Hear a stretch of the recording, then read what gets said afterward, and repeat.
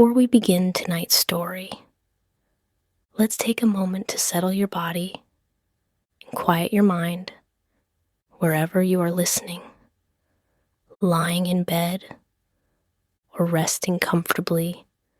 Allow your shoulders to soften. Take a slow breath in through your nose. Hold it gently for a moment and release it through your mouth. Again, breathe in, slow and easy, and let it go. There is nowhere you need to be right now. Nothing you need to solve. Nothing you need to remember.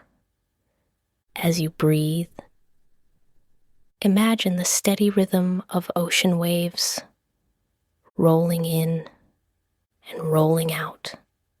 With every breath out, feel your body becoming heavier, more relaxed, as if you are sinking gently into the surface beneath you. If thoughts drift in, that's okay.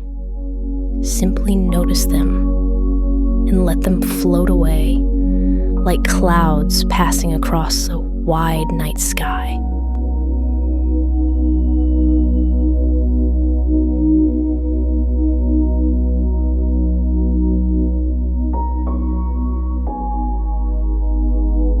Tonight, we are going to talk about someone who changed the world, not with loud speeches, not with grand gestures, but with patience, curiosity, and a quiet determination that never faded. Her name was Marie Curie. Marie Curie is remembered as one of the greatest scientists in history, but her story did not begin in a laboratory, or with awards, or recognition. It began in a small apartment in Warsaw, Poland, in the year 1867. She was born Maria Skłodowska, the youngest of 5 children, to parents who were teachers. From an early age, learning was part of daily life. Books were everywhere. Ideas were encouraged. Questions were welcome. But life was not easy. When Marie was still young, her mother died of tuberculosis. Her family struggled financially. In Poland, at that time, was under Russian rule. Education, especially higher education, was restricted, and for women, it was nearly impossible. Marie wanted to learn more. She wanted to understand how the world worked, but universities would not accept her. So she waited. She worked as a governess. She sent money to her sister. She studied alone, late at night, by candlelight. Eventually, when she was 24 years old, Marie left Poland. She traveled to Paris with little money and very few belongings. But she carried something important with her, a deep hunger for knowledge. In Paris, she enrolled at the Sorbonne, one of the most respected universities in Europe. The days were long. The work was difficult. She often studied in the cold because she could not afford heat. Sometimes she fainted from hunger, but she did not stop.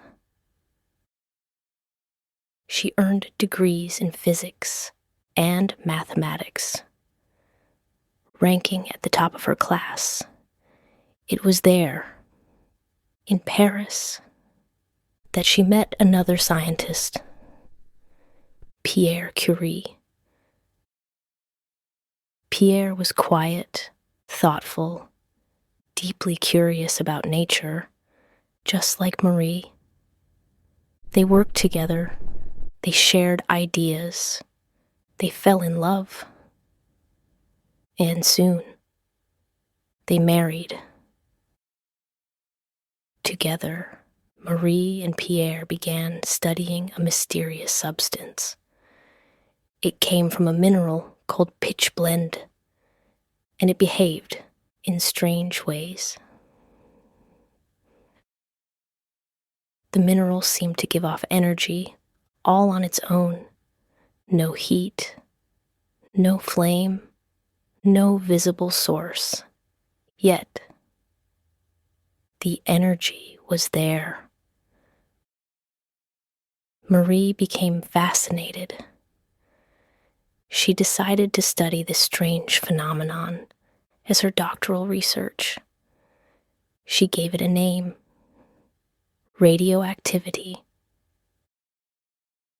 At the time, no one fully understood what radioactivity was.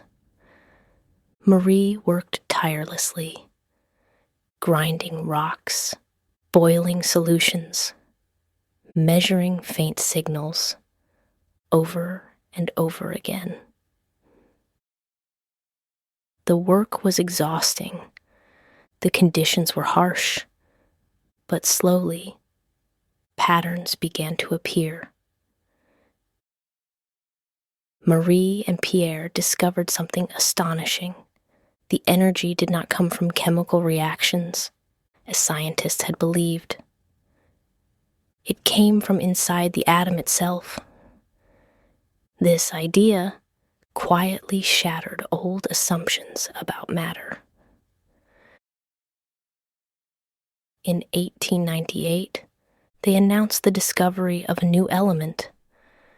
They named it polonium, after Marie's homeland, Poland. Soon after, they discovered radium. Radium glowed faintly in the dark. It released heat without burning. It fascinated scientists everywhere. But extracting it was incredibly difficult. To obtain just a tiny amount, Marie processed tons of pitchblende by hand for years.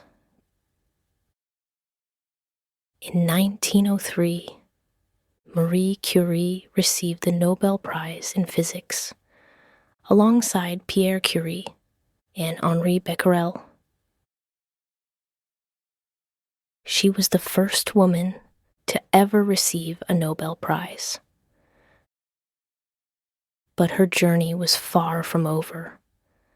Tragedy struck just 3 years later. Pierre Curie was killed in a sudden accident. Marie was devastated. For a time, she considered leaving science altogether, but instead, she continued. She took over Pierre's position at the Sorbonne, becoming the first woman professor in the university's history. She returned to her work quietly, relentlessly. In 1911, Marie Curie received a second Nobel Prize, this time in chemistry. She became the only person to win Nobel Prizes in 2 different scientific fields. Her discoveries changed medicine forever. Radioactivity began to be used to treat tumors, to diagnose disease, to peer inside the human body without surgery. During World War I, Marie helped develop mobile X-ray units. She trained nurses. She drove the vehicles herself to the front lines. She did not seek recognition. She believed knowledge should be shared. She refused to patent her discoveries so they could benefit humanity. But there was a cost. In those early days, the dangers of radiation were not understood. Marie worked without protection. She handled radioactive materials directly. She carried test tubes in her pockets. The glow that fascinated her was silently harming her body. Marie Curie died in 1934 from a disease caused by prolonged radiation exposure. Even today, her notebooks remain radioactive and must be stored in lead-lined boxes.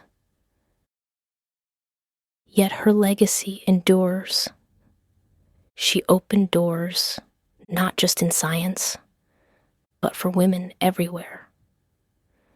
She showed that brilliance does not need permission, that curiosity can overcome barriers, that quiet persistence can change the world. Marie Curie once said, "Nothing in life is to be feared. It is only to be understood."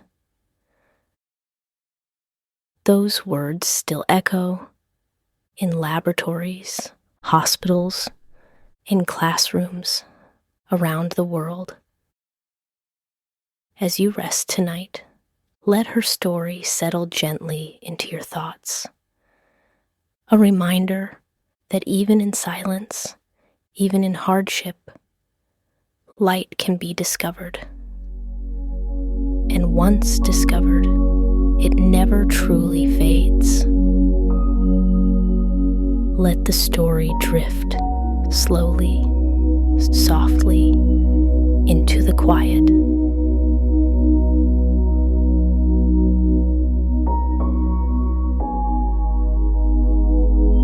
As you rest tonight, allow your body to grow heavy, supported, safe. Consider the quiet strength that lives within you, even on the days when you feel worn down. Even now, as you let go, you have done enough for today. You are allowed to rest. If your thoughts begin to drift or wander softly from one place to another, there is no need to follow them. Just notice and let them pass. Imagine gentle waves beneath you, rocking you slowly, steadily, patiently. Each breath carrying you farther from effort and closer to ease. There is nothing you need to solve, nothing you need to fix, nothing you need to become. Simply breathe in and breathe out again and again. Let the story fade now, softening at the edges, like the horizon at dusk, blending sky into sea until there is only calm. Thank you for listening.